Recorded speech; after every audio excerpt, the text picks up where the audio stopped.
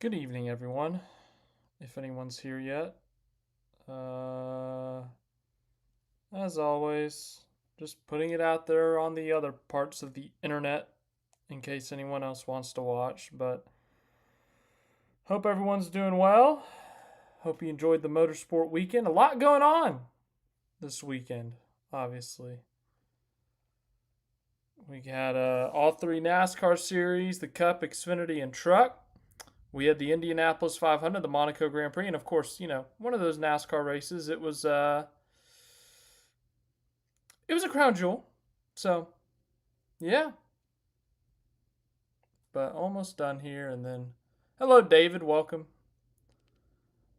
As I said, almost done. Give me a second, and we are good. So, yeah, cool. Oops, we're not on the right tab to start this thing off. We're here. Our first tab is it's not breaking news because it's been a few hours since this happened, but it's significant news. As many of you know, the Indianapolis 500 was yesterday, one of the biggest races in the world. Well, ladies and gentlemen, what if I told you that this morning, the day after the Indianapolis 500, the results changed significantly? That is right. Three cars, the number 27, 28 from Andretti and the number 90 from Prima, have been disqualified.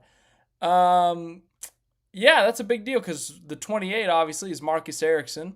That was your runner-up. He was leading this thing with 13, 14 to go before he got passed by Alex Palou. Could you imagine if Ericsson holds off Palou, or let's say he goes and he passes Palou back, wins the Indianapolis 500, does the entire celebration, he's in the middle, he would have been in the middle of his media tour for winning the Indy 500, and he gets the phone call. Marcus, your car was illegal. You did not win the Indianapolis 500. Could you imagine if that actually happened? That would have been crazy. Well, that was not the case, though, because Marcus Ericsson finished second. But yes, obviously, you can see here, all three were disqualified. They get relegated to the back of the field. So, going to the results here. So, Ericsson finished second. That promotes Malukas to second. Pato to the podium. But we see the others all the way down here. I think Kirkwood was like 6th or 7th. Ilott was 13th, 14th maybe. So NASCAR's own Kyle Larson made up 3 spots without even being on track. So good for him, I guess. Maybe. He had a rough day yesterday.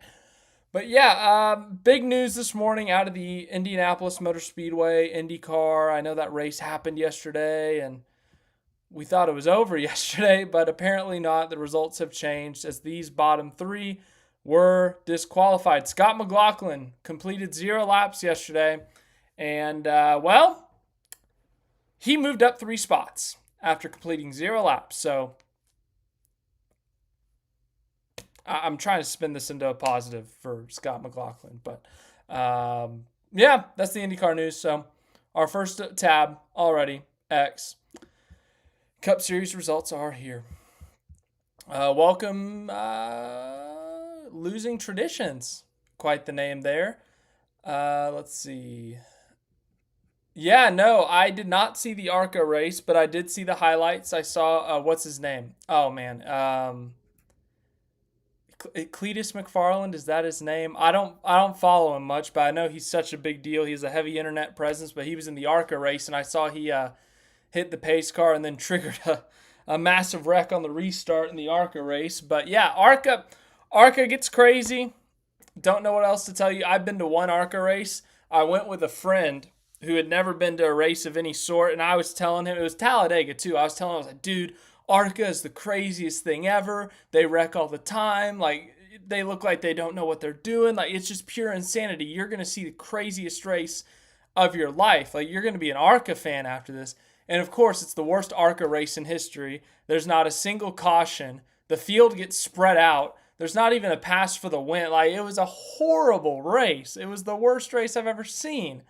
And I was like, man, I just hyped ARCA up to my friend here. Like, made him think he was going to be some crap show, and then literally nothing nothing happened. So I just thought I'd share that story while we were on the topic of ARCA.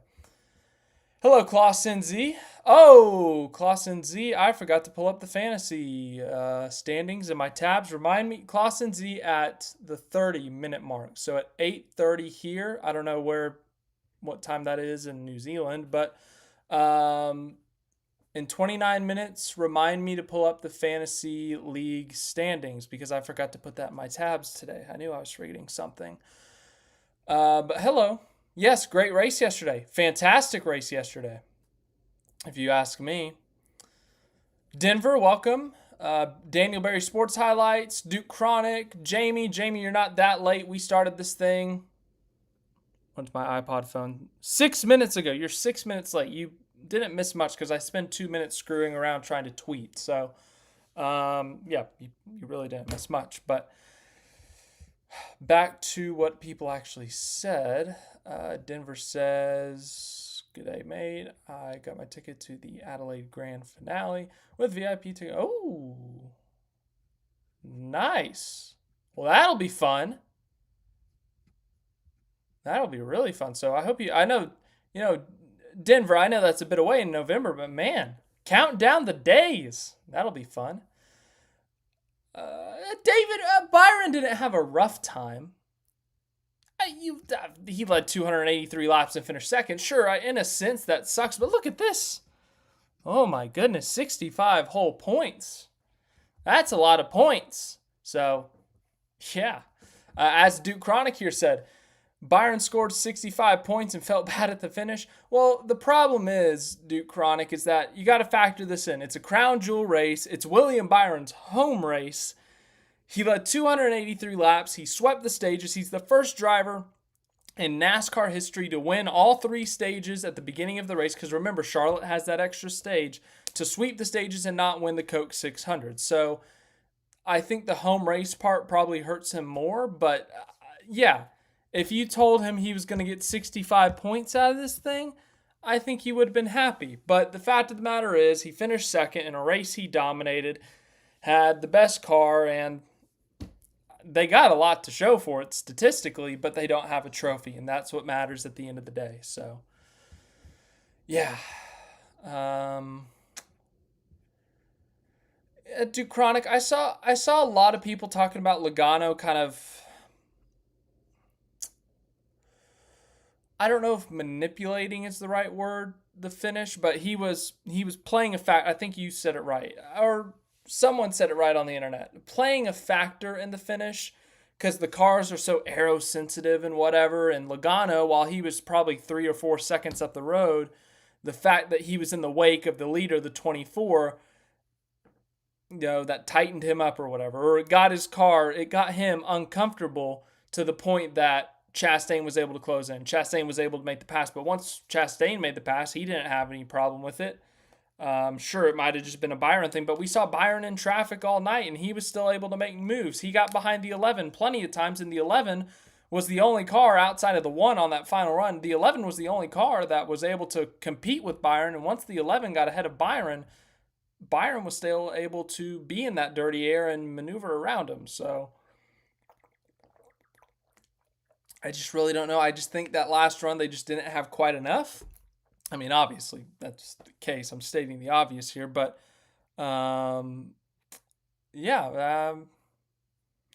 I don't think it was as big of a deal as some people on the internet made it, but anywho.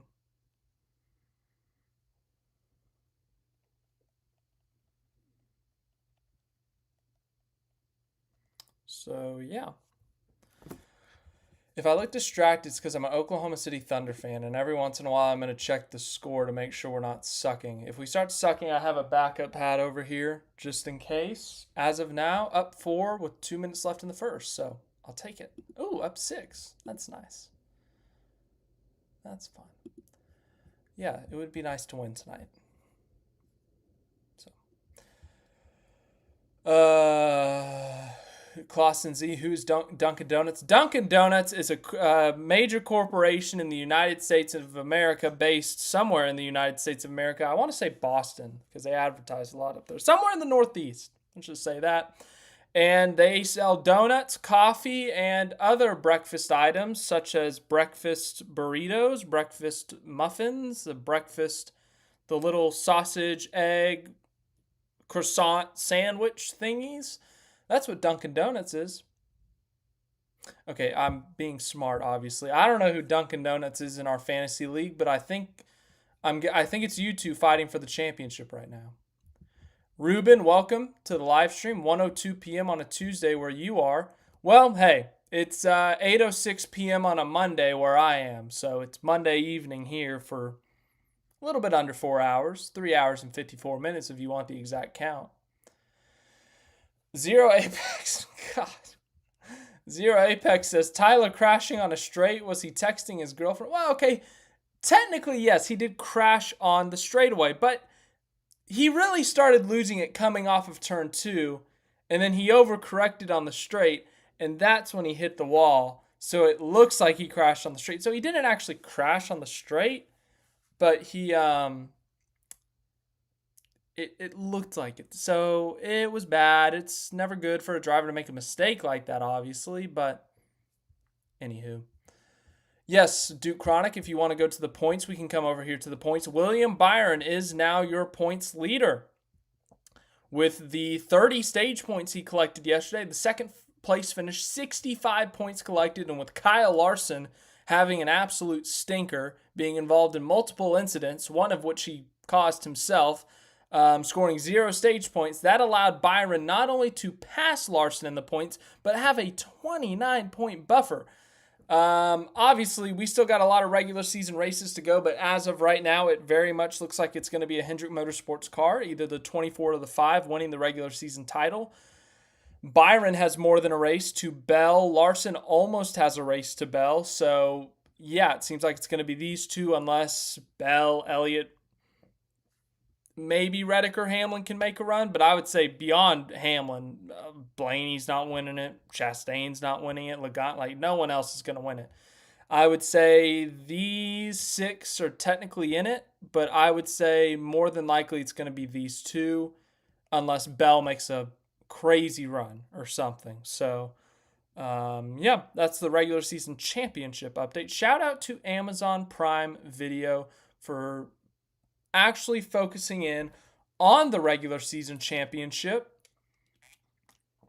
updating us on those standings, and kind of breaking it down for us. Speaking of, what did everyone think of Amazon Prime? I loved it. I thought they had a great broadcast. Okay, I asked this question on Twitter yesterday, and, well, you see, nobody follows me on Twitter. I don't blame them. My tweets suck. Anywho, I thought it was an interesting question, at least. But I'm going to put it in the poll. And the question I have is, which Coca Cola 600 result surprised you the most? So, I'm going to ask that again. Which Coca Cola 600 result I can't spell. You the most? AJ, hold on, I'm typing a question. I promise I'm doing something productive here. What were the other options?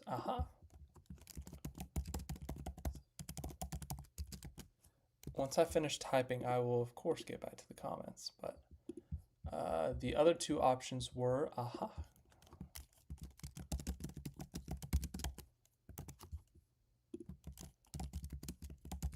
His name might be too long. Oh, no, it's not. We're good. Okay, everyone answer this poll. I'm very curious to see what the results are. So, does that just auto pin? I guess it does. Oops, I'm clicking on stuff that I shouldn't be clicking. So, yeah, go ahead. Everyone go vote on that. Make sure it gets up here. Really curious to see what the results are going to be. Yeah, so we had Brad. Let's go back to the race results. The reason I asked this, and I don't just mean from a Sunday perspective, I mean like on a Friday. On Friday of last week, if I read you these results, out of the 4 I mentioned, which one would shock you the most? Allmendinger finishing 4th, running in the top 5 all day long. Brad Keselowski going from 0 top 10s to a top 5 in the 600. Noah Gragson scoring a top 10 after being in the 30s in the points, or SVG just running in the top 20 all day and scoring a 14th at the end of the day. So, very curious to see what those results are. Back to the comments. SVG was very calm on the radio for the first half of the race. He even said the car. Yeah. Zero Apex. I don't know if he went into meltdown mode. He got upset with how the car was handling after the incident where he had to cut through the turf. But we'll dive into it more in a bit. I got my notes over here, obviously. So we'll do the SVG recap a little bit later into the stream. But that was a really just surprising in the terms of he was fast all weekend, I would say, just because he's only raced here once. He did 249 laps in a rain-shortened race. I did not know that he had done a test about a month ago at this track, which that definitely helps. So that added a bunch of laps for him in terms of kind of practice in a sense. But it wasn't like a fluke, like everyone starts wrecking, he's avoiding wrecks or whatever. Like, he had top 10 speed in practice. Obviously, the qualifying pace still sucks for Trackhouse, but they were fast all weekend long, which was kind of crazy. So, yeah, as the poll shows, we got 13 votes, and 62% of you said that SVG's 14th was the most surprising result of the 600 out of the results that I put up. Bell is the next best after NASCAR, or after Larson and NASCAR. Yeah, Duke Chronic, like I was at a family event last week, and someone came up to me, and they're like, I don't watch much NASCAR. Last I watched was like Jeff Gordon. I was like, okay, yeah, that was a long time ago. That's 10 years now, almost. And so they're like, who's the guy now? And I kind of paused, and I was like, Kyle Larson, I think. You know, he's in the Indy 500. He's our points leader. He's the biggest name, I would say, in terms of winning and whatnot, and in terms of people knowing him outside of NASCAR. Like, when you combine all those factors together, then I'm sitting there, I'm like, who else would I say? Like, would I say Joey Logano because he won the championship? Would I say Chase Elliott because he's the most popular driver? Would I say Bubba Wallace because he's a really well-known driver? Like, what else would I say? But then I kind of, thinking to myself, I'm like, well, who are the best drivers? And I would agree with you there. Like, Larson, Bell, those would probably be my top 2. I don't know. It's a fun debate that we like to have. Yes, Duke Chronic. It was a breath of fresh air for Prime to go to commercial and just have the split screen the entire time under green. When we were under caution, we would go to full screen, which is fine. Under caution, we're not missing anything. And then also, like, the last 50 laps were commercial free. Maybe 50 is an exaggeration, but I felt like we watched the full last 50 laps without a single commercial. Fox put a commercial on with 5 laps to go at Talladega. Look, I've said this a bunch before. I think Fox gets too much crap from NASCAR fans sometimes. I think they do a decent job, and sure, we can nitpick, and sure, they make some pretty bad mistakes sometimes that we'll yell at them about, but for the most part, I think they get overhated. But then I watched this weekend's broadcast that Amazon put together, and I was like, oh, there's a significant difference. You can't deny that there's a significant difference. The booth meshes together better than the Fox booth. The production value just seems better. I mean, just the small things, the audio quality, the details, the extra effort it feels like that they put into it. It just feels like there's more effort put into it by Amazon. So it was really refreshing. It was a really fun weekend to actually watch the broadcast and not have to see all these people complaining about it on the internet. I mean, the internet, that's the internet. But I felt like we didn't really have any negative talk about Amazon except for those people who are like, oh, I'm not getting Amazon. I'm not spending money on it. There's a free trial for 30 days. You don't have to pay a dime. Oh my goodness. I don't want to get into that rant right now. Anywho, I loved it. I thought Prime was great. Big fan. I thought they did great.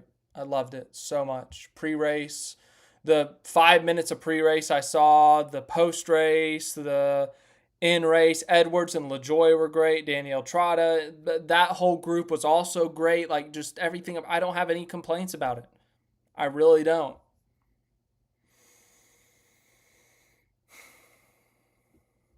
Nah, Ruben. I wish we had it like New Zealand with no commercials, but unfortunately they pay the bills. But at the same time, man, as I said, we got split screen commercials now. We don't even have full screen commercials under green anymore. Well, maybe NBC will do it. We'll see. Or TNT.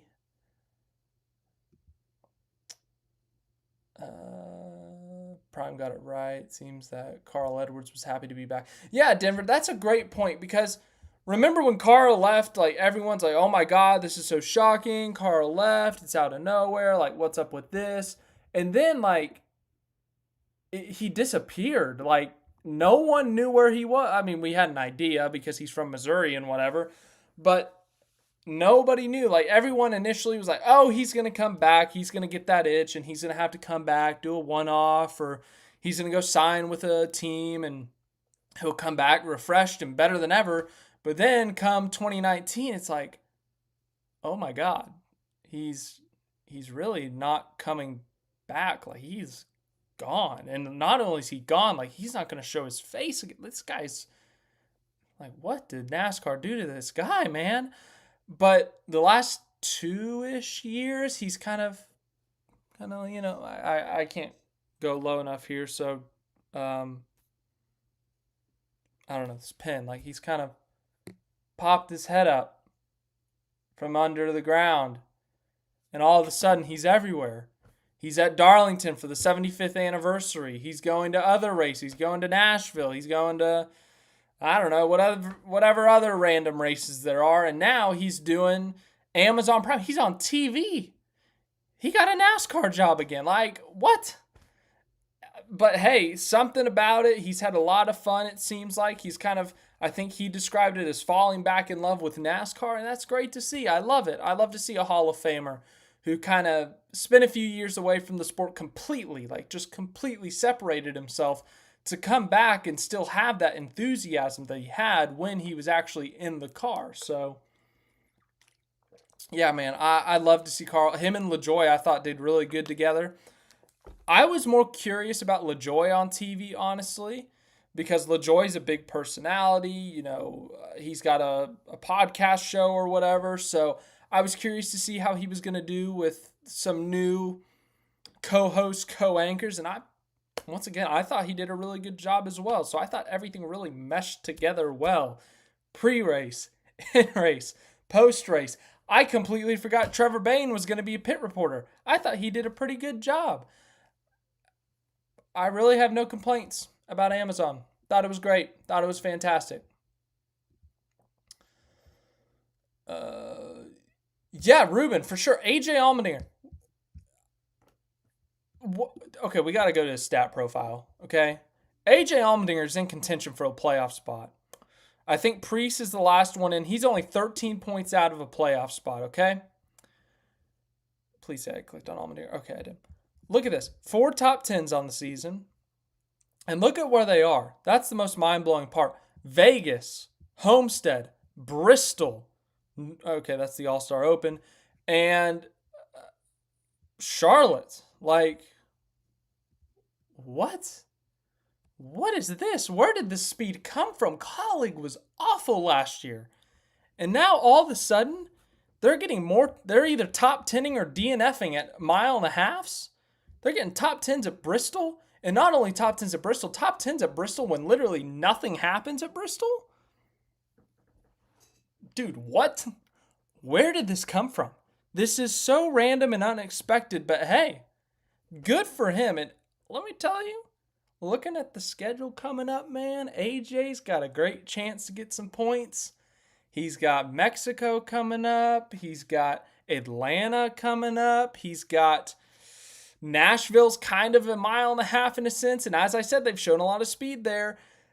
This stretch of races from June to July for AJ Allmendinger, they could make a legit push to make it in on points, because we have not seen a lot of winners this year. With the exception of Ross Chastain and Josh Berry, Penske, Hendrick, Gibbs.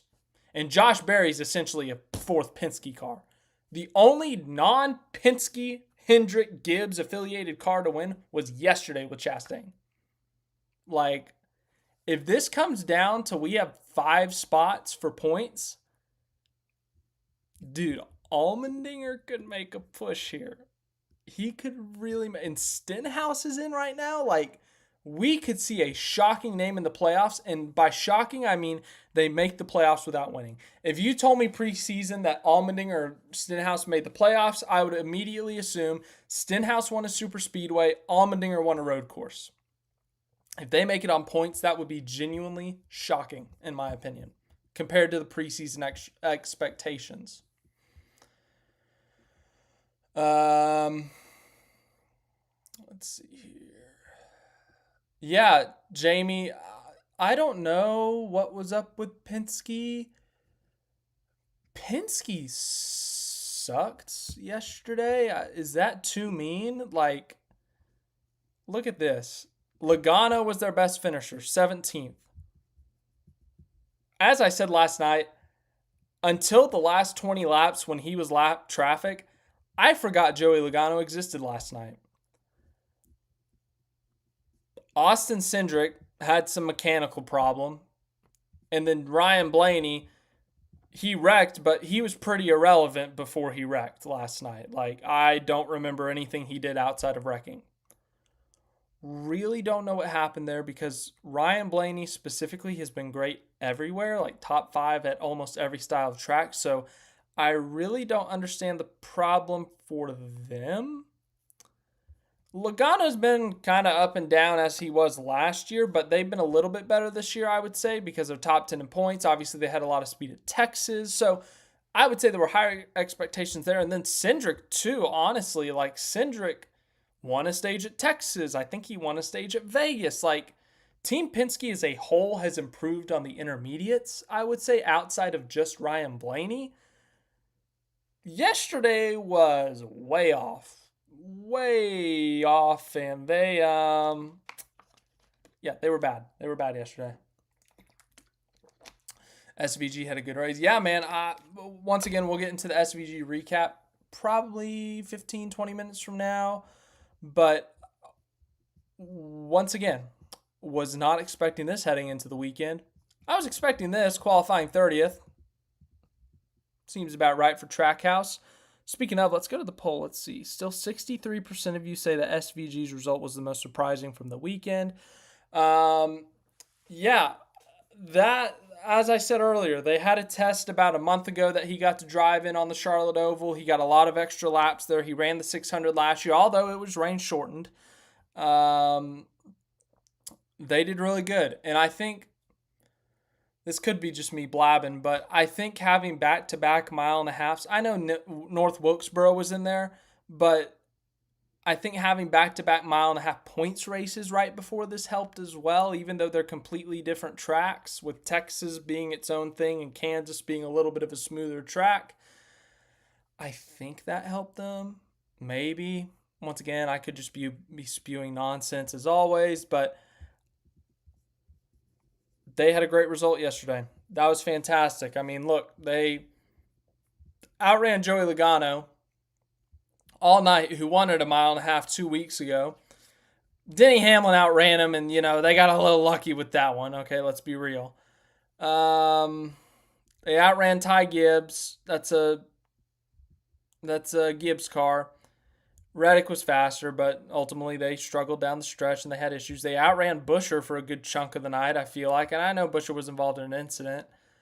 Before the wreck, they outran Bubba. Like, Bubba's a great mile-and-a-half driver. So, yeah, that was surprising, I would say, for sure. If you told me he finished 18th or something, I would have said, okay, they built off something at Kansas. But 14th, that was a surprise to me. Comments are going quick tonight, so thank you everyone for being here. I appreciate it. I will do my best. Got to check the Thunder score real quick. Ooh, they're up 9. That's good. Hopefully it stays that way. You never know, though. It's the NBA. Ba, ba, ba, ba, ba, ba, ba.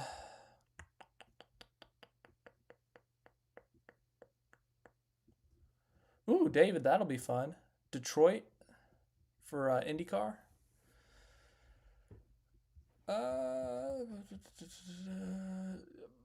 Hey, that'll be fun for Adelaide.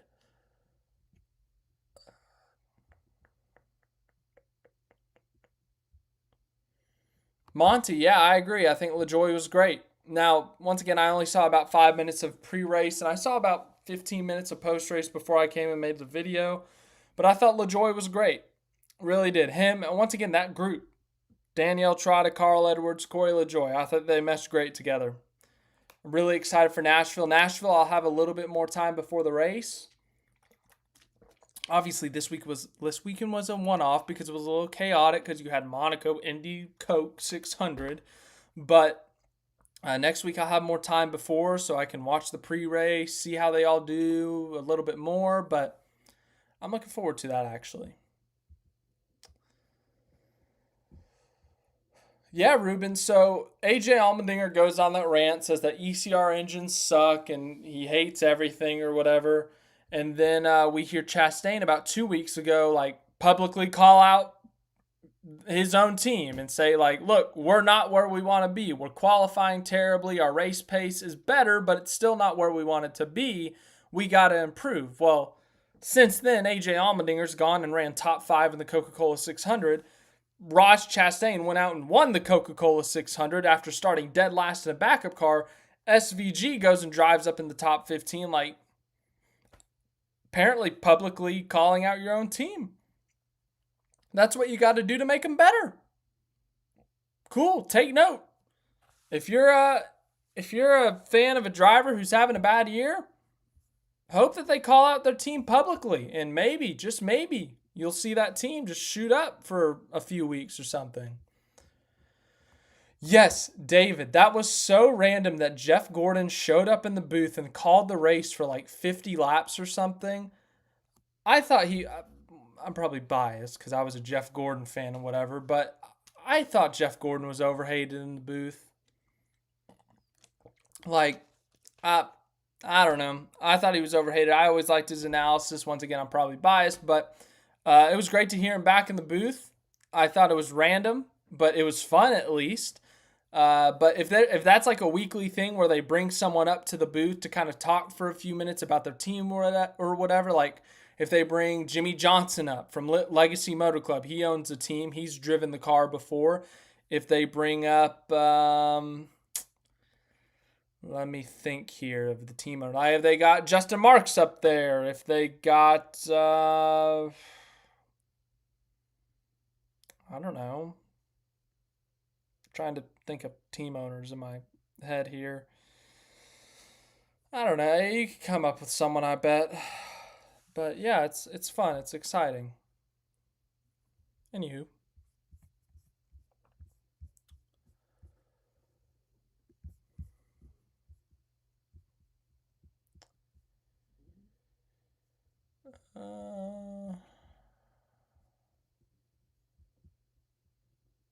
Oh, speaking of Denver, I forgot to put man, I'm really off with my tabs. I really had to rush the SVG rewatch today because I was busy. But anywho, I forgot to pull this up from Colleague Racing today. Colleague Racing, they posted a quick little video that I think would interest some of you from Australia for multiple reasons. Number one, look at this. They take off the New Zealand flag and then they put on the Australian flag. As you guys have seen, reported by multiple outlets in Australia, it is reported that on the Xfinity side of things, we are going to see Brock Feeney at Chicago. Obviously, last year we saw Shane Van Gisbergen, which that's the New Zealand flag. He drove for Colleague Racing in both Xfinity and Cup. So this could also be the Will Brown announcement. Will Brown driving the Cup car at Chicago. But we obviously see the SVG New Zealand flag ripped off, and then we see the Australia, either Will Brown or Brock Feeney, put on. So, yeah, tomorrow we may get some official news. So that's exciting. If that's made official, obviously I will make a video for you all. Just thought I would bring that up.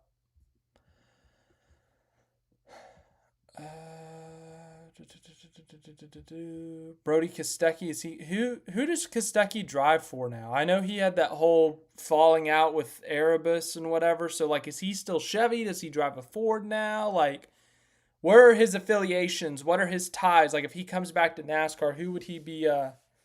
Who would he be driving for? Check the Thunder score real quick.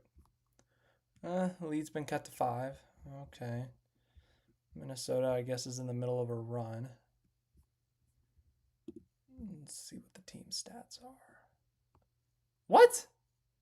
How is Minnesota shooting 65% and losing? They're shooting 53% for... Oh, Oklahoma City's making a lot of threes tonight. That's why. Makes sense. It's a high-scoring game, though. My goodness. Let's see who's... Ooh. Kenrick Williams is having a good night. Isaiah Joe's having a decent... He missed a free throw. That's unfortunate. Chet's having a good shooting night. Shea's having a decent night. And Jalen Williams, he's made a few threes. Okay. Jalen Williams is our leading scorer. Let's see what Minnesota's doing. Oh, of course, Shea's cousin is 3 for 3 on threes, and that's big for them. Everyone else has just made like 1 3. Anthony Edwards hasn't even shot a 3 after he shot like 30 the other night and made 25 of them. All right, anyway, I got to get back to the stream. Sorry, something shiny. That's what happens when I stream during Thunder games. I get distracted. Yeah, Death Pusher, Skull Crusher. Yeah, I'd love to see some NASCAR guys go over there too. I think it'd be fun. I think there have been some reports. I think Denver's talked about it. What is it? Larson or something has talked about going over there, wanting to race there. So that's a possibility. That'd be fun. I'd love to see our guys go over and try something out.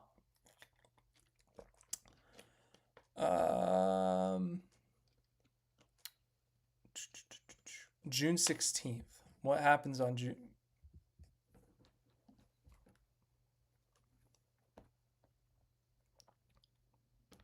June 16th is the day after Father's Day here in the US of A. Oh, is that? Yeah, that's June 16th in Australia, New Zealand. That's June 15th here. That's Mexico. Took me a minute. Takes me a minute to think, guys. Kostecki is a Ford driver now? Okay, well, I mean, the Ford cars, we talked about it with Cam Waters a bit, but in terms of Cup,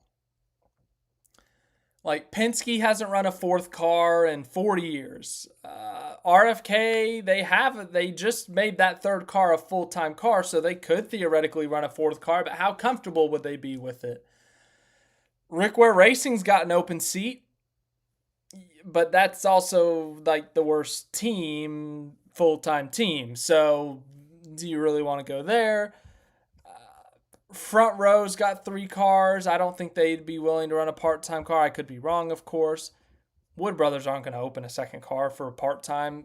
Haas factory team, they're in their first year. I doubt they would. Like, yeah, you don't want to be in this car. No, I'll do respect to MB Motorsports, but I don't think he'd want to come over here for that. But he could, maybe if there's some funding in that car, that would massively help. Some Australia dollars into that car. Maybe that could help. But we'll see.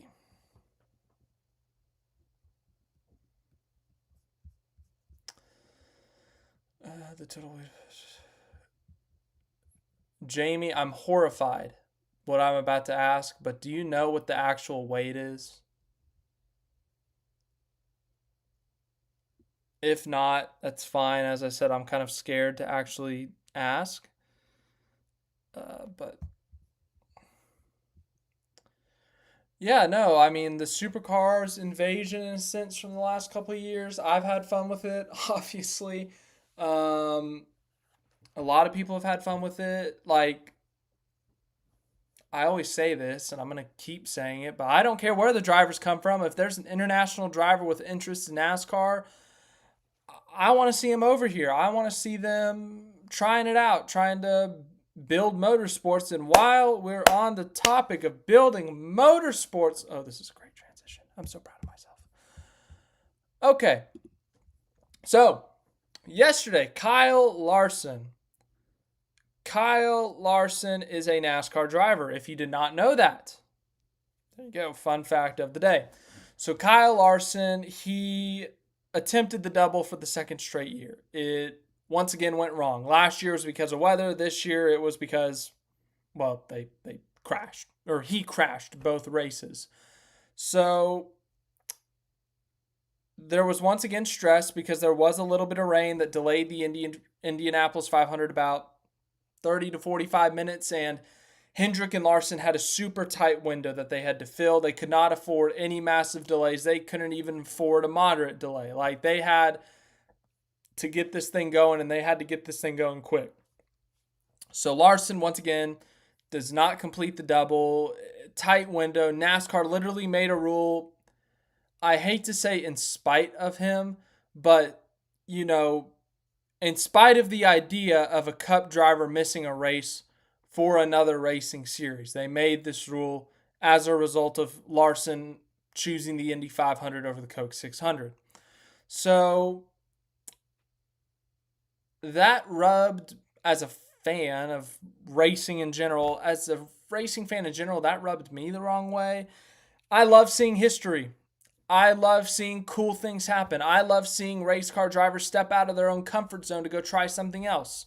Whether it's these supercars drivers coming over here, driving on the opposite side of the car, opposite side of the road in the streets, or whether it's Kyle Larson going to drive a dirt car in the middle of the week, Kyle Larson going to drive an Indy car for the Indianapolis 500, whatever the situation may be, I think that's so cool. The double is such a unique thing that nobody else has, that nobody else has an opportunity to do. Like, you can't go race the Monaco Grand Prix and then jet over to Indy to do the Indy 500. That's physically impossible.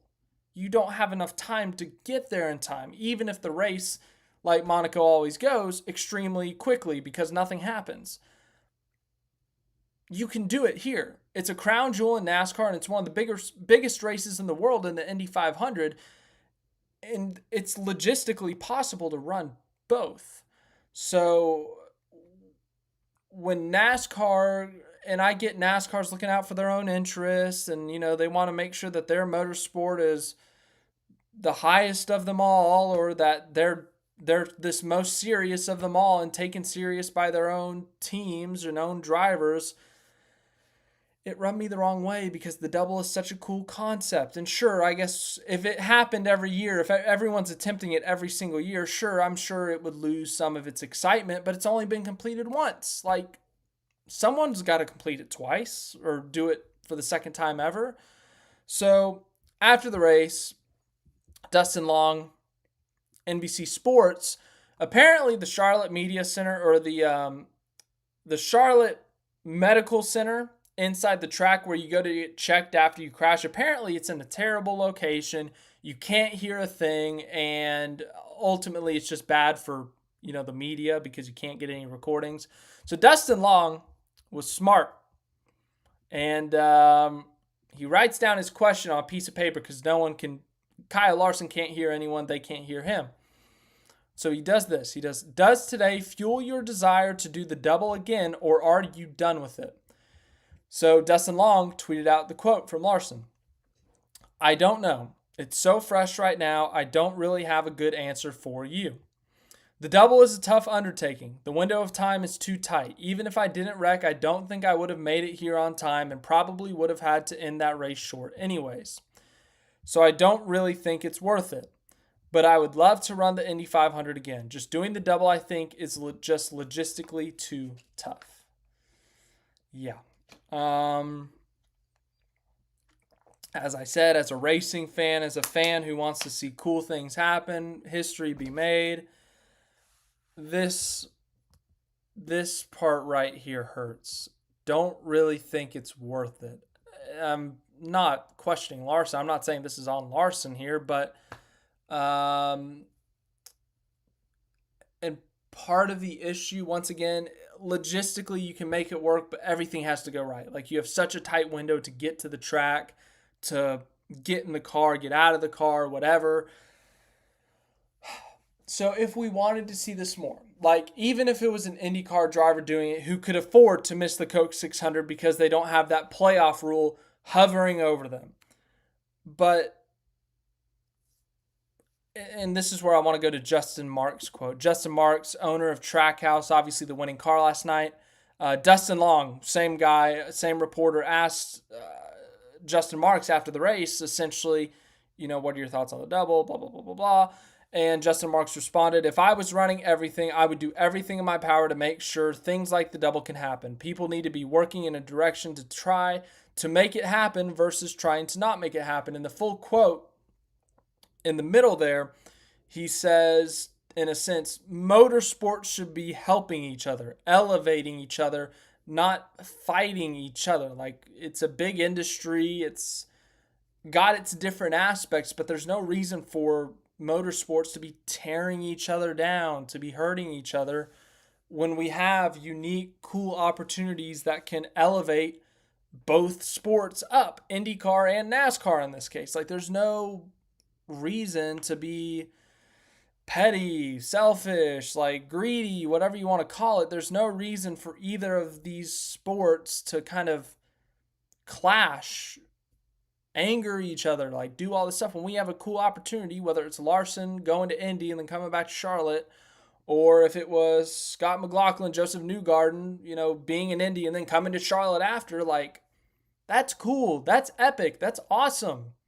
For IndyCar, to see a NASCAR driver come over, someone different, someone from a completely different style of car to come over and drive their stuff, that's really cool. As a NASCAR fan, I would love to see an IndyCar driver come over and drive the big heavy stock car on an oval. I think it would be so cool. And there are so many connections that can make this happen. Team Penske, Joseph Newgarden, Scott McLaughlin. As I said, those are two Team Penske guys. I think Roger Penske could find the funding to open a fourth car for a one-off. So, in conclusion of this whole kind of side, I don't even want to call it a rant. I don't think I'm that mad here. I just wish that they would help each other out more. Like, that NASCAR would come out and say, all right, Kyle Larson, we see the radar. We see the situation in Indianapolis. It's not going to be a washout. You're not going to be sitting there for 3 hours like last year and showing up here super late.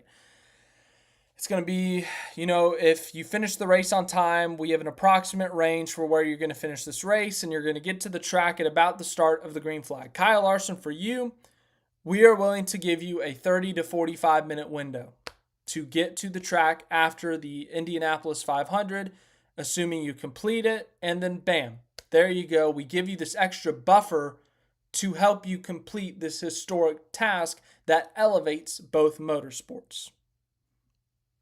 And the great part is, last night, I think we had, now once again, if it was Fox, if it was NBC, TNT, TV's a little bit more strict. They have programming they have to run. Some of them, they got news that they have to run. But with Prime, with Amazon, with it being streaming, exclusively streamed, you've got a little bit more flexibility. You've got an Amazon documentary crew following Kyle Larson that could potentially help each other out there. Now, once again, maybe that was never a part of the possibility, and I'm just falsely making something up here, which is, it's always possible. But I don't know. I just feel like that we could be helping each other more, and that we could be doing things better for motorsports as a whole, and there's no reason to be tearing each other down and complicating cool things. So, and even if it came down, maybe start Indy 15 minutes earlier, start Charlotte 15 minutes later.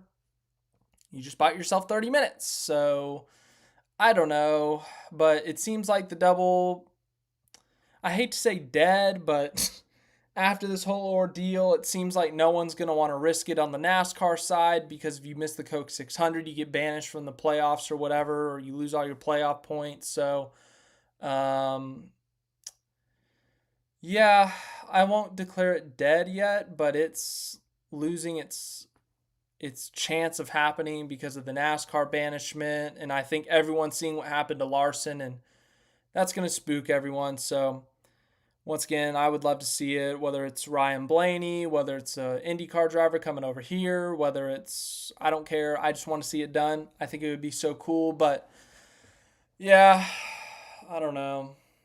It's just, I don't know. I hate stubbornness sometimes. So, anywho, I'm going to go through some comments over here. Then we got to get to the SVG recap.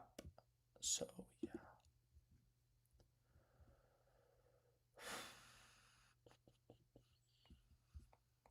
no trash number yet, Jamie. Unfortunate. Yes, David, the Oscar Mayer WIENIE 500. That was the highlight of my weekend.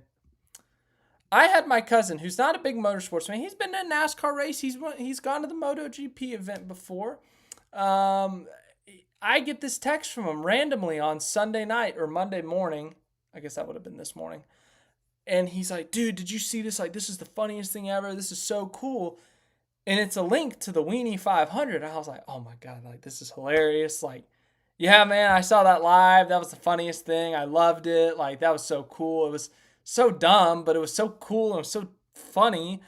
So I thought it was great. It was a unique way to activate sponsorship. It was a unique way to reach out to new fans or whatever. And it went viral, obviously. I mean, heck,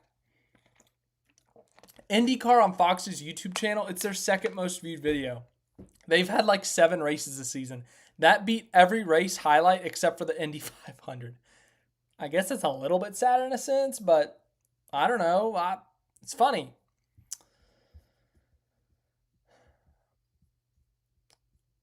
Denver, once again, like the whole Charlotte Indy thing is easy because it's like an hour and a half flight. It's easy. But going to Australia for the Bathurst 1000, like that's, I don't want to say crazy, but that's a little out of your way. Now, if NASCAR had an opening on their schedule that weekend and they were like banning drivers from going to Australia, then yeah, that's one thing. But in this case, like, no, I don't think that's on NASCAR. Like, that's too much of an ask and physically impossible. But it'd be cool, but it's not happening. So,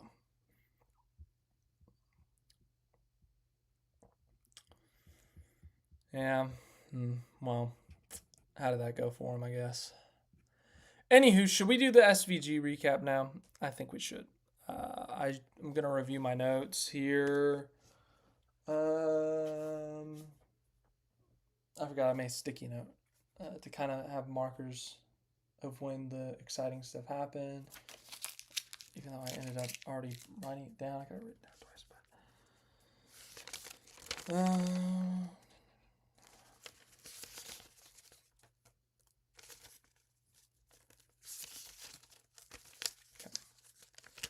I think I'm ready. So, anywho.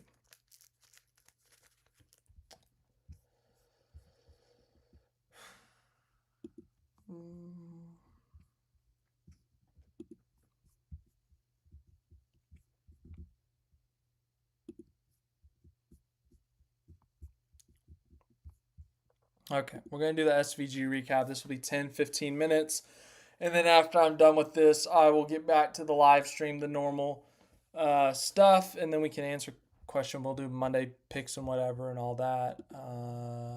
Thunder up by 8 at half. Let's go. Okay.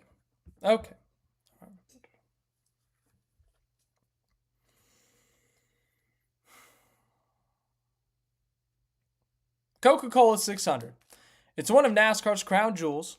It's the home race for the majority of, well, at this point, actually, I think it's all the NASCAR teams.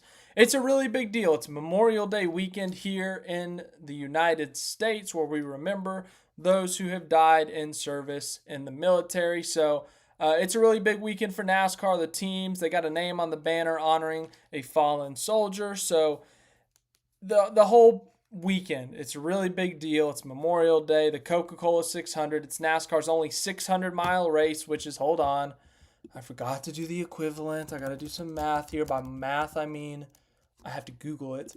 600 miles is equivalent to, oh no, I forgot to hit 2 kilometers. That's equivalent to 965.6 kilometers. So let's round up and say 966 kilometers. So it's our only 600-mile race of the season. It's a really big deal. It's the home bases. It's Memorial Day. You guys get it. It is a crown jewel race with the Daytona 500, the Brickyard 400, and the Southern 500 at Darlington. So, yes. Now that we have that out of the way, another unique thing about this is that this is the only race with 4 stages. Every other race has 3 stages, with stage 1 and 2 awarding stage points, and then stage 3 being, the actual race results. Well, this week has 4 stages. We got stage 1, stage 2, stage 3. Those all award stage points, and then stage 4, that's the race results. 400 laps. It's split up into quarters. Lap 100, 200, 300, 400. That is your stage breaks. It's a 1.5-mile track. It's our 3rd straight 1.5-mile track for the Cup Series in terms of points races. Remember last week at North Wilkesboro, that was not a points race. But point being, it's another 1.5-mile track, which is equivalent to 2.41 kilometers. I almost have that number memorized. 24 degrees of banking. It's a little bit of a rough racetrack. SVG does have some experience at this racetrack. He raced in the Coca Cola 600 last season, but that race was rained short. They only completed 249 out of the 400 scheduled laps. He finished that race on the lead lap, finished 28th in that race. He's raced on this track in the Xfinity series, but something I did not know. He actually ran a test at the Charlotte Oval last month, and that helped him. I think it's safe to say, because we're about to go through some numbers. So, as you guys know, Trackhouse qualifying, it's very poor. It's very bad. It doesn't matter who it is. But the practice speed was it was quality. It was surprising. Ross Chastain really fast right off the bat, the fastest in practice, but then he wrecked the primary, and then he won in the backup car anyways. But outside of that, Shane Van Gisbergen, ladies and gentlemen, he was 14th overall in single lap speed, but he was 8th in the 10-lap average, 7th in the 15-lap average. It was like, okay, they got some speed. But remember Martinsville a couple months ago? They had speed in practice there, and, well, that race went rough too. But that's also a track that's really hard to pass, where Charlotte, while it's hard to pass at times, it's a wide racetrack. You got 3 or 4 grooves that you can work around. You can run right up on the wall. You can run right on the white line at the bottom. You can run the middle. You can make speed anywhere, and you can make passes. So anywho, as I said, practice speed for him. But once again, the qualifying speed sucked for Trackhouse, and he ends up starting 30th. Opening few laps, tried to run the top, hits the wall a couple of times. The spotter had to assess the damage. It wasn't enough to make a big difference, but because he hit the wall, it slowed him down. He ends up falling to 37th, and 37th on lap 5. That was the lowest he ran all day long. Moved up from there. On lap 42, he actually said that the car was pretty good. So yeah, there you go. He was actually happy with the car. And he was happy with the car until they got damaged. That was the only time he was unhappy all day. So they were 32nd after hitting the wall, falling to 37th. They had moved back up to 32nd right before the pit cycle started. And just a couple laps after it started, Kyle Larson spins from the lead. This is on lap 42-ish, 43, 44. And at this point, they were up to 26th. As I said, because of the pit cycle, they were able to pit, put 4 tires on it. They restarted 22nd, moved up to 18th. That was the peak of stage 1 when they got up to 18th. SVG slid at the end of the stage. He ends up finishing the stage 24th after Alex Bowman spun. But he came on the radio and he said, oh gosh, I forgot to pull up. I tweeted out what he actually said.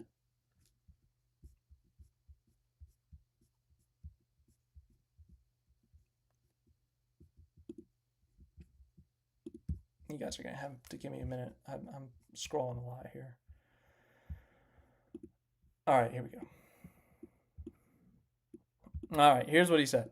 He said that he doesn't know if he blew the rears off of it, getting excited, passing those guys in reference to, they had a really good run going. They were up to 18th in stage one, and he just got excited or something and blew the rear tires off of it. But as I said, they ended up falling back to 24th. And, for a stage one for this team on an oval this year, that's actually a really good day, considering how poorly they've run early in these races.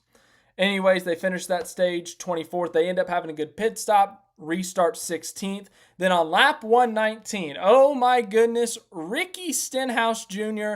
about sent SVG into the turf. I'll explain the turf reference later. But Stenhouse hits SVG.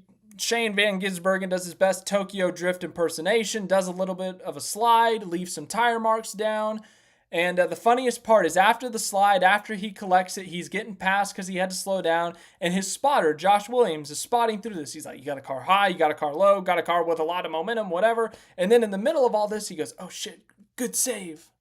And it was like, this guy's like in the middle of spotting, and he like takes a second to say, hey, great save, man. So I thought that was funny. And then Shane Van Gisbergen himself waits like 10 laps to say, holy bleep, that was a moment. All right. Anywho, that's what happened there between him and Stenhouse. So then we got another pit cycle. He's 20th place at this point. 45 to go in stage 2. They end up pitting, and then they end up finishing 18th in the stage. So once again, a really good result. No stage point, sure, but 18th, and we're at the halfway point of this race on an oval. That's a really good sign for this team. Comes on the radio, says, hell yeah, that was fun. So as I said, like SVG on the radio for this race was actually extremely positive until they got damaged, which, as I said, we will get to. Lap 237. Zane Smith and Shane Van Gisbergen at one point were under consideration for a seat at Trackhouse Racing. Last year, they were both in consideration. They were both under contract with Trackhouse before Trackhouse ultimately decided to promote SVG to a third full-time car and let Zane Smith go. Zane Smith ultimately ends up at front row. They were running around each other in this race. Zane Smith goes to pull off a slide job. He did not pull it off. I should have said he attempted to pull it off because he did not succeed. I don't know if SVG actually hit him. He might have, maybe. I think after the race he said he did, but it wasn't intentional to hit him, but he was out of control. He was already sliding he was going to wreck anyway. So that was an exciting moment for him, I guess. Then just a few laps later, this is the damage I've been referencing. Shane Van Gisbergen, at this point, he's restarting like 16th, 17th, something like that, about where he was running. And all of the sudden, 2 laps into a restart, Daniel Suarez, Chase Briscoe, and Ryan Blaney start wrecking. SVG has to make an evasive maneuver, goes down the racetrack, and he drives over the turf. And maybe curbs, maybe. But the reason I reference this is because usually there's grass on the infield at a track. And if you go through the grass and your splitter gets in that grass, like it kills the front end, busts the radiator, destroys the car. If you want a good reference to what a car going through the grass can do at full speed, look up Dale Jr. 2014 Texas crash. That is what happens when you drive through the grass at full speed. Anywho, he drove through the turf, and turf will not wreck your car as badly because it's turf. It's fake. It's artificial. You can't really dig as deep, I don't think. But with those curbs, and once again, I don't know if they're actually curbs or if it's just paint, but the point being, SVG shortcuts the quad oval. He goes over the turf, and he flies a little bit. I don't know how much, but the car definitely went. It was enough to do damage to the splitter and the underbody or whatever. And with the underbody is super sensitive, and then the splitter is an extremely important part of the car. But they have some sort of damage to it. They got to come into the pits. At this point, they were running 12th. SVG comes on the radio, says, well, that sucked. And they end up spending a long time fixing the splitter. So at this point, they're running 12th. There's about 24 cars on the lead lap. So if you go to the tail end of the lead lap, like, sure, you lose 12 positions, but 24th, like, that's not terrible. So they literally have guys on the hood of the car jumping on the splitter, trying to get it back in place. They get it to a point that it's fixed enough that they can run decently with it.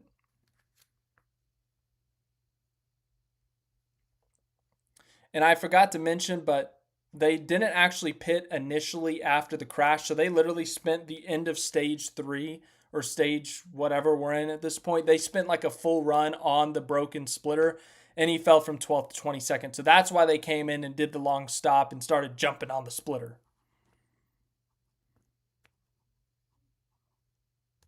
They end up restarting 22nd. At the time of the next pit cycle, they're 18th at this point. And this is near the end of the race. This last pit cycle started with about 60 to go.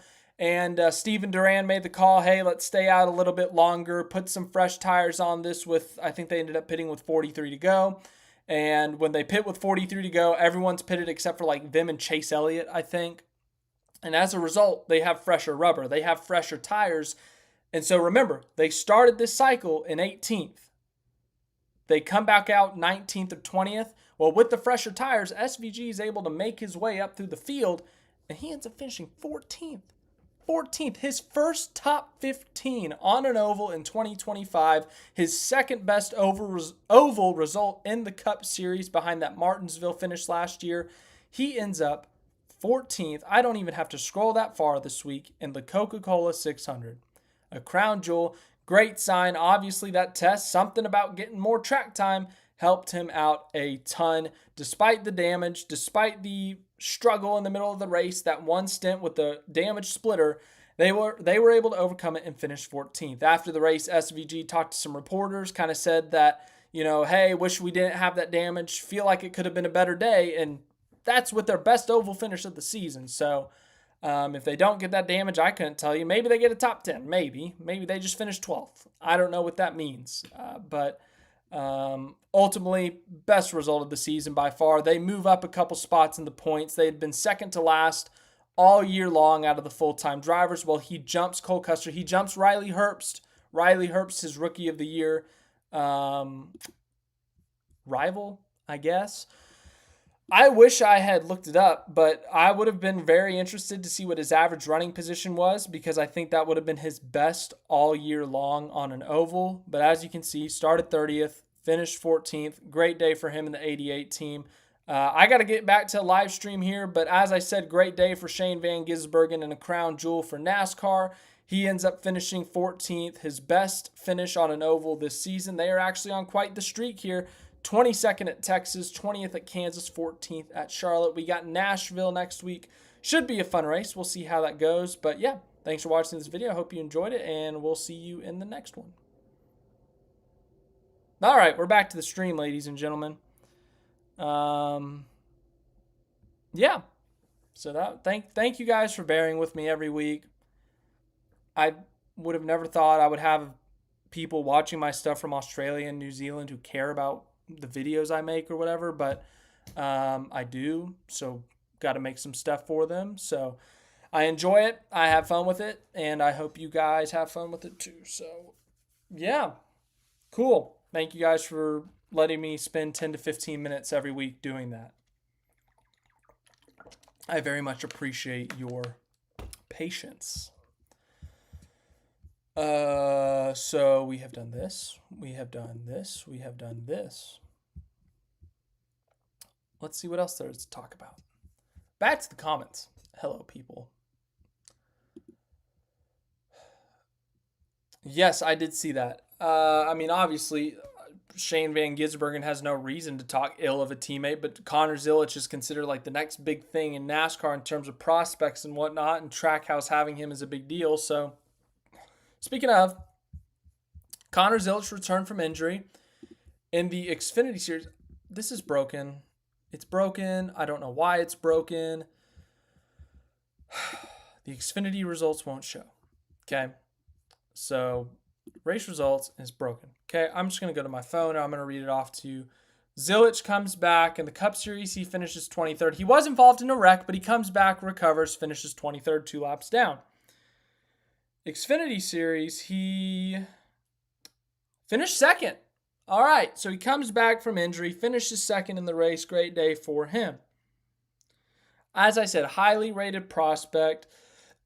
No reason for SVG to speak ill of him, but big deal.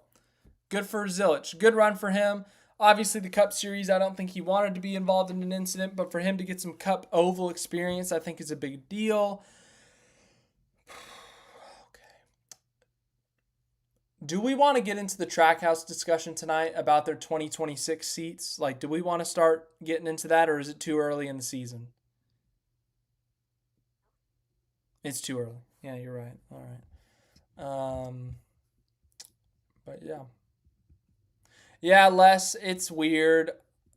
I don't get why, but it's whatever, I guess. At least it's a crown jewel, and at least it's not Daytona and Talladega, and we're just randomly handing out, you know, points. But oh well, it's the 600. At least it's a real race, I guess.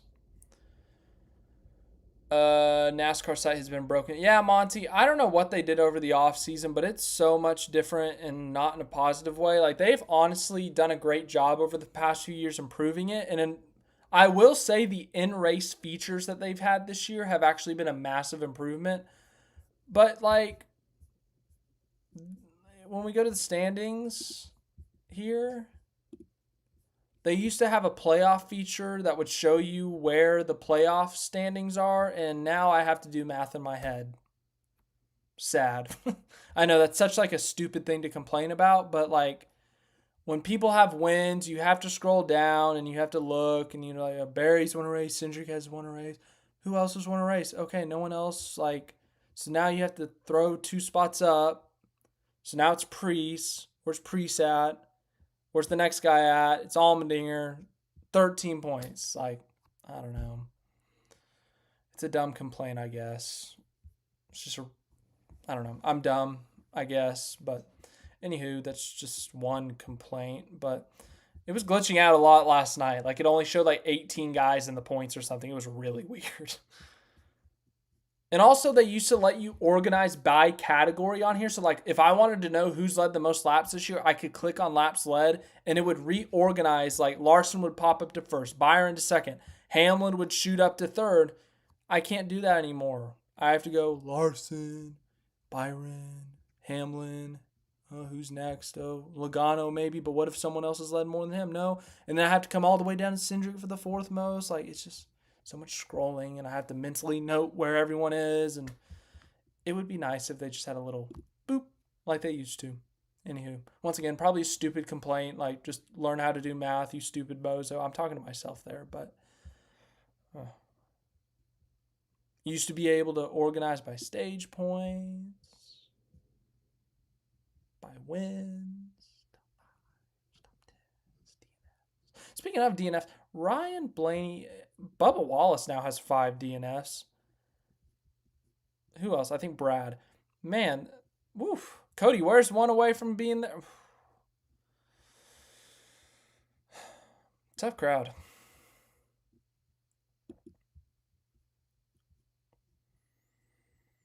Anywho. We talked about Indy already a bit. F1, so that race sucked. As expected, Monaco sucked. Yeah, man. It's a car problem. It's a track problem. You got to change something extremely. Like, you got to make the car super tiny, or you got to somehow modify the Monaco track. You obviously can't widen it, but make for more passing opportunities. I don't know. It's such a historic race. It's had its moments where it's been really cool, but it's awful. If it doesn't rain, this race is horrible. Like, and they tried to do this new rule where they forced strategies. That was never the problem. Strategy was never the problem. The track sucks. The cars at Monaco suck. Like, make them tiny, make the track a different layout. I don't know. I don't know what they could do. You got to do something, though, before people start calling for this race to die. People on the internet, people are already calling for this race to die, but it's too historic of an event.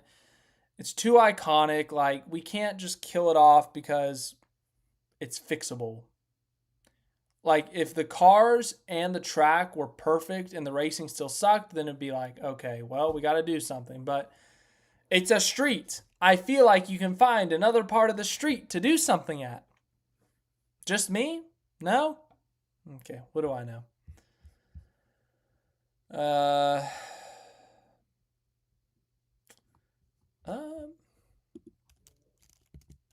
Is the movie really that long?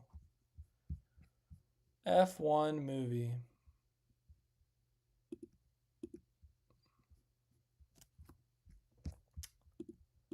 Um, 153 minutes. That's an hour, and that's 2.5 hours. I don't know where you got 3 hours from.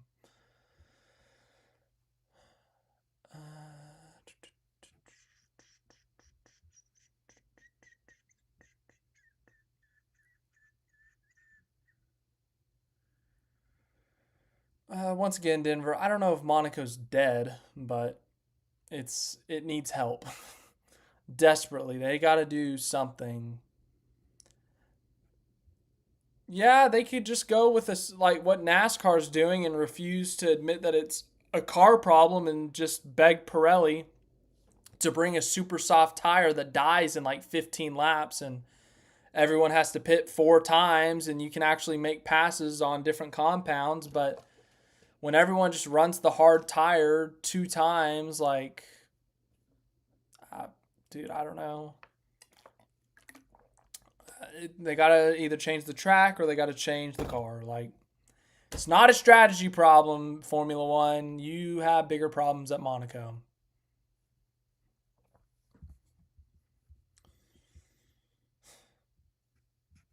Yeah, dude, Red Bull's so confusing, man. Like, is this Hadjar got 6th at Monaco? By their logic, he should be in the Red Bull seat next week with Yuki. Yuki, go back to Racing Bulls or Red Bull Junior, whatever. Isaac, you're in the Red Bull seat now. Like, are we gonna do this whole 2-week thing again? Like, make up your mind, Red Bull, please. I don't know. Mr. Spaceman 360. I don't know what you're talking about. I just Googled it and it said it was 2 hours and 33 minutes. Mr. Spaceman 360, the biggest second. Okay, Mr. Spaceman 360, you're gonna have to fight with Jamie for this title for biggest Joey Logano fan. But you saying that Brad Pitt's better than Joey Logano, that's quite something. Jamie, you have a rival in Mr. Spaceman 360 for biggest Joey Logano fan. Speaking of Jamie, I told you 45 minutes ago I was going to look up the fantasy standings, and I did not do that. I apologize. I lied to you. And for that, I feel terrible. Or maybe it was someone else. Maybe it wasn't Jamie. Maybe it was someone else, but I think it was Jamie. All right. Fantasy race results. Oh! Podium! Let's go! RT Racing 1, Dunkin' Donuts second. The podium, baby. We are so back. Let's go. Come on. Well, I didn't see that coming. I knew I had Byron in there, but I forgot about Denny. Man, if they just fueled that car up, that would have been nice. Okay, Chastain, okay, whatever. But, dude, all right. Cool. Let's see if I've moved up. I think I was like 17th. Oh, 14th. Come on. Klaus Van Gissenbergen is our leader. Dunkin' Donuts, Zerkman 95. I'm so excited right now. These two are starting to separate themselves for the championship contenders. RT Racing, Fantastic Priest, Aussie Matt, Hell on Wheels 24. Our defending champion, Dan the Jets fan. The championship hangover is real. Sorry, something shiny over here. Expat underscore, I gotta say it right. Expat underscore Kiwi underscore Mike underscore Wallace is in 9th. 0 Apex, Matt Smith 53, Tyler Hernandez 6, David Jerry. Me, I've moved up to 14th. This is the greatest moment ever. Woo. Oscar Dave, Crackler, Sportswagon, Micah MLB 15, Dr. Zero, Jamie, the lifelong Logano fan who's going to have to fight with Mr. Spaceman 360 for the biggest Logano fan title. Hack Dash House, Supercar Nut, Knee, Tritech, Space Wrangler Racing, Rebutted, JTF526, and a bunch of people who have not filled out their entries. Yay. Woo. That's your fantasy standings.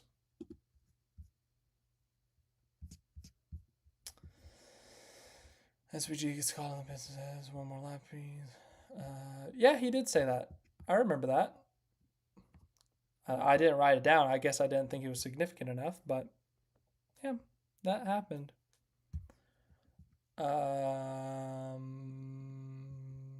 Hey, take it, Jamie. Anyways, let's go. It's time, ladies and gentlemen. Guess what day it is? That's right. I guess I should give you some time to guess what day it is. While you guess what day it is, I'm going to look up the Thunder score, and they're still up by 7. Okay. There's still 18 and a half minutes left. But if they just maintain this lead, that means they're going to win at this rate. Math, baby. Yeah, I would very much prefer if they won tonight. Obviously, I'm a Thunder fan, so of course I would say that. But anywho. It's Monday. Yes, it's prediction day. Jamie said it right. So that means we got to go to the entry lists. More? Do we have the entry list? Is it a holiday? It's a holiday. Do they not have the entry list? Because it's a holiday. Well, this is awkward. Can't say we've had to deal with this one before. Well, I mean, we can still do Monday picks. I just don't have an entry list for you. So you're just going to have to,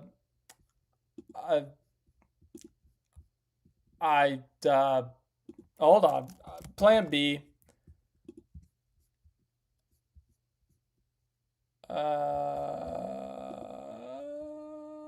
on, I'm still trying. Still searching, still seeing if it's up, and it's not. Okay. All right, plan B. Everyone make your Monday picks. Just go for it.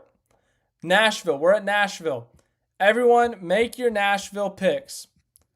I think we have... Do we have a triple header again? Let's see.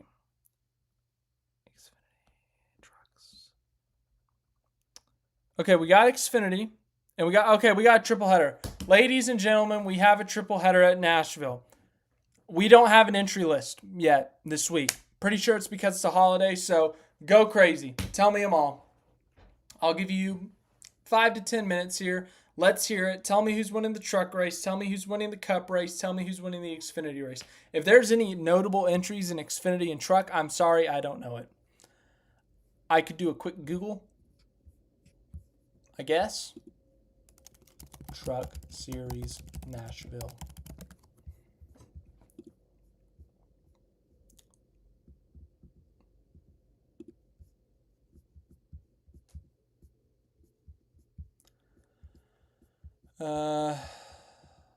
Well, yeah, don't know.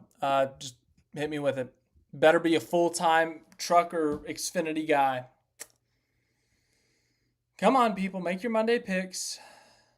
John says Byron. David says Ryan Blaney for the Cup Series.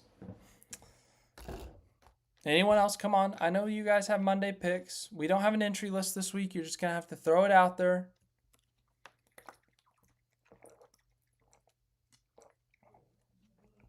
Let's hear it. Oh, wow. Jamie with a very oddly specific prediction. that not only is Joey Logano going to win Nashville for the second consecutive year, he's going to break his record for most overtimes in NASCAR with 7 overtimes. Jamie, if you get that prediction down to a point, I don't know if I can do this. I'll give you 300 bonus points in fantasy. I'll make a note that you get 300 bonus points in fantasy if Joey Logano wins in 7 overtimes. And the Thunder have blown it. They are now tied. What are we doing? What has happened? Oh my God, Dante DiVincenzo hit some threes. Jesus Christ. Dude, if Shay's cousin, stop making threes. You've made 4 of them. Take the rest of the night off. Stop. DiVincenzo, oh my goodness, those two are killing us. Stop shooting threes. They're 12 of 25 from 3-point land. The Thunder are 12 of 28, so both teams are shooting outstanding from 3. Oh, dang it, I'm annoyed. No one else has Monday picks. There's 23 people here, and no one has a Monday pick.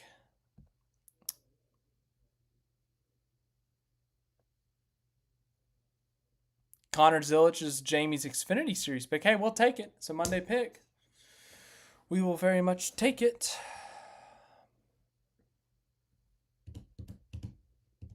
I'm giving you till 9:24 to make your Monday picks.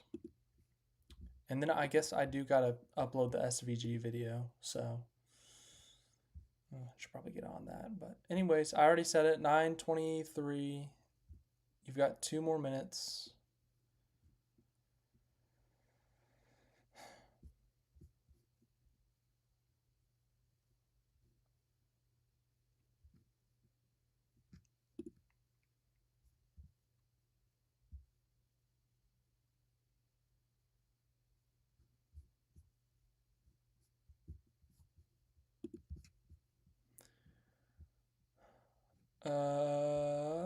Hamlin for Cup, Enfinger for Truck, Zilic for Xfinity. That's Denver's picks, by the way.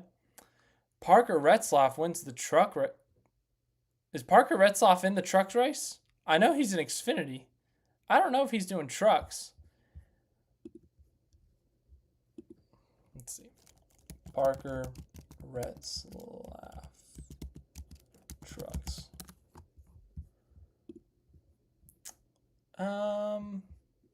I don't see anything on him in trucks, so no. He's an Xfinity driver, though, if you want to take him. Monty, pick whoever you want. That's the beauty of Monday picks. You pick whoever you think's going to win, whether you like him or not.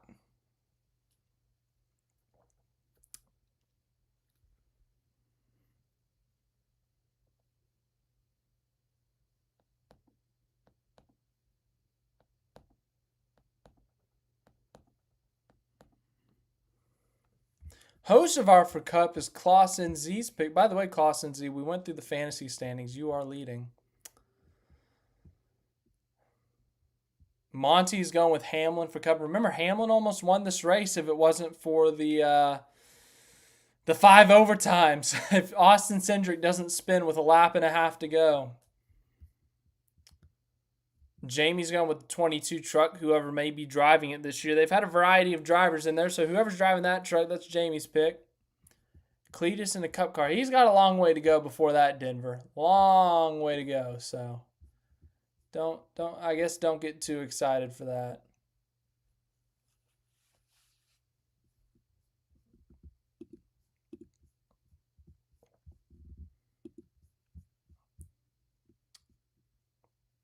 We're past our deadline. All right. My Monday picks, I'm going to go Trucks, Corey Heim, Xfinity. I'll go Justin Allgaier for Cup. I just went with like the most 2 predictable guys for Truck and Xfinity. Cup Series at Nashville. Let's see.